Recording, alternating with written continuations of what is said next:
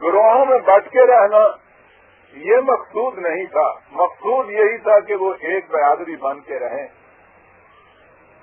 لیکن اب ایک برادری بننے کی شکل کیا تھی؟ وہ حالات کے تقاضے سے تو یہ چیز ہوتی نہیں تھی۔ اب انسان کو یہ کہا گیا کہ تم اپنے اختیار اور ارادے سے سوچ سمجھ کر ایک برادری بننے کی کوشش کرو، اور وہ برادری اب بنے گی آئیڈیالوجی کے بیسس کے اوپر، ایمان کے اشتراک سے۔ وہ جو حالات کی بنا پر برادری بنی تھی وہ تو ابلیس کے ایک ہی جھٹکے سے اس کے اندر شگاف پڑ گئے۔ قصہ آدم کا تمثیلی انداز جو ہے اس میں آپ دیکھیے، کہا یہ تھا کہ یہ شجرہ جو ہے، شجرہ عربی زبان میں اختلاف کو کہتے ہیں، ایسا اختلاف کہ جس میں ابتداءً تو ایک چیز ہو درخت کی طرح، تنا ایک ہو، وحدت ہو اس میں، آگے چل کر اس میں شاخیں پھوٹیں اور اختلاف پیدا ہو جائے۔ اس قسم کے اختلاف کو عربی زبان میں شجرہ یا مشاجرت کہتے ہیں۔ کہا یہ گیا تھا کہ اس سے بچنا، لیکن انسان کی ذاتی مفاد پرستیوں کے ایک جھٹکے میں اس کو ہلا کے رکھ دیا اور انسان گروہوں میں بٹ گئے۔ اب اس کے بعد پھر سے ملت واحدہ بننا ان کا آئیڈیالوجی کے بیسس کے اوپر، ایمان کے اشتراک سے ان کو اب آہستہ آہستہ ایک جماعت کے افراد، ایک برادری کے افراد بنانا، یہ تھا مقصود اس سارے سلسلہ رشد و ہدایت سے کہ جو انبیاء کرام علیہ السلام کی وساطت سے آتا رہا۔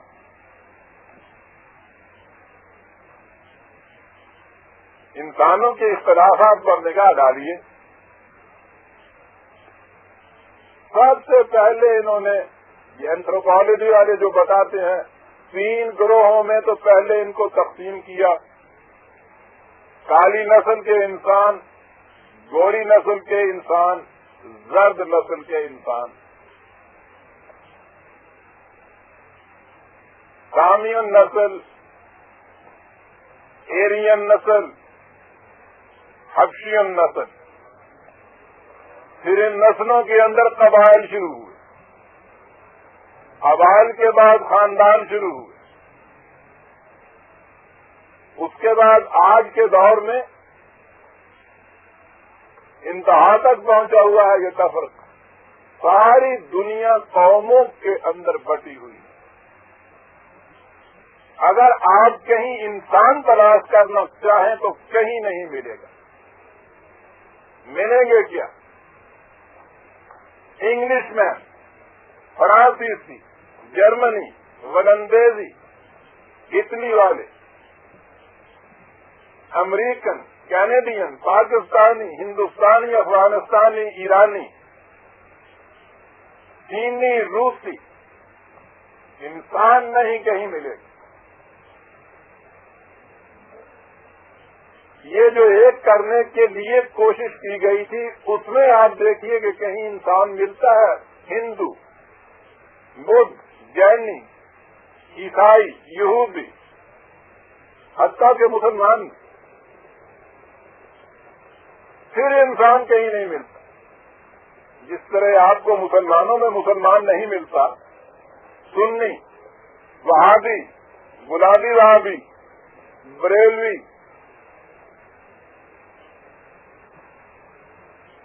یہ اہل حدیث حضرات دیوبندیوں کو گلابی وہابی کہتے ہیں، جیسے ان میں مسلمان نہیں ملتا، پوری دنیا میں آپ پھر ماریے، پھر جائیے، انسان نہیں ملے گا۔ اور قرآن نے تو الناس کہا ہے، مخاطب ہی انسان کو کیا ہے، کان الناس امۃ واحدۃ۔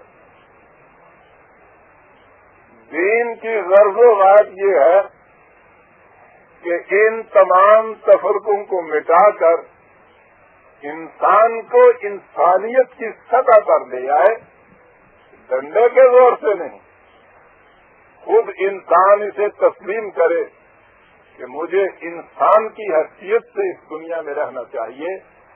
یہ ہے برادران عزیز پورا پروگرام دین کا، جس کے لیے انبیاء کرام اور خدا کی کتابیں آتی رہی. اور اس پروگرام کی تکمیل جا کر جس طرح سے کہ اس سلسلہ رشد و ہدایت کی تکمیل قرآن کریم میں نبی اکرم صلی اللہ علیہ وسلم کے ہاتھوں سے ہوئی، اسی طرح سے اس پروگرام کی تکمیل جو قرآن میں دیا گیا تھا حج کے اجتماع میں جا کر ہوتی.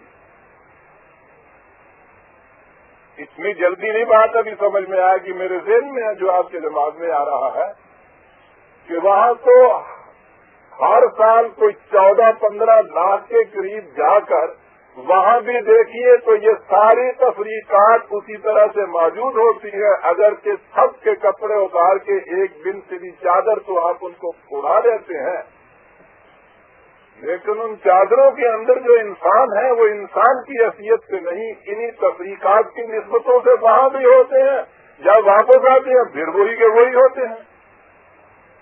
لیکن آپ سمجھیے کہ قرآن کیا چاہتا تھا.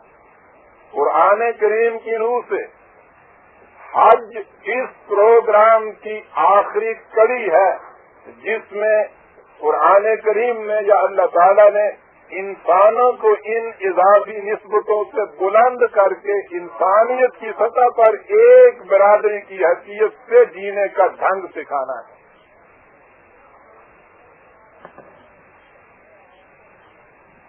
اور اس چیز کو سامنے رکھیے اور پھر قرآن کریم کا اعجاز ملاحظہ فرمائیے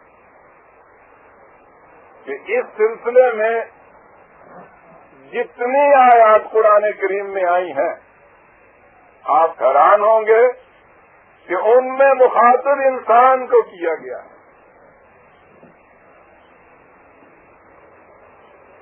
اس کی ابتدا حضرت ابراہیم علیہ السلام سے ہوتی ہے. نظر آتا ہے کچھ قرآن کریم کے مطالعہ سے کہ اس سے آپ کے پہلے کا جو سلسلہ تھا اس میں مقامی طور پر انبیاء کرام آتے تھے. مقامی طور پر آ کر بھی وہ تفریق نہیں کرتے تھے بلکہ اپنے اپنے دائرے کے اندر اس تفریق کو مٹاتے تھے اور اس طرح سے چھوٹے پیمانے پر ایک جماعت بناتے تھے جس میں انسان اور انسان میں تفریق اور اختلاف نہ رہے. اور حضرت ابراہیم علیہ السلام کا دور وہ ہے جس میں یہاں تک کچھ انسان پہنچ گیا تھا کہ وہ ان مقامی حد بندیوں سے اونچا ہو کر ایک مرکز کے اوپر آ جائے. یہاں سے ابتدا ہوئی ہے اس تصور کی کہ پوری انسانیت کو ایک مرکزیت پر کس طرح سے اکٹھا کیا جائے.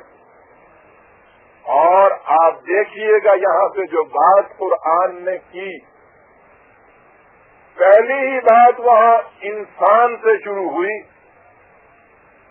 کہ ان اول بیت وضع للناس للذی ببکۃ مبارکا.